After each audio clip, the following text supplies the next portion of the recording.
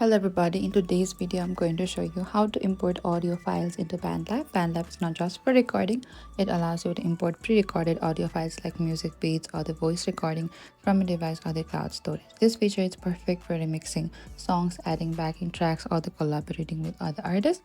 Importing audio keeps your workflow seamless. First, open to your BandLab on your device and make sure to log into your account if you already have not so. And after that, you need to tap on the plus icon on the bottom. Over here, you can select to this import file. So over here, you can either browse to your library, video library, or your files, as I'm going to select to your files. Under the file, you can select your audio file.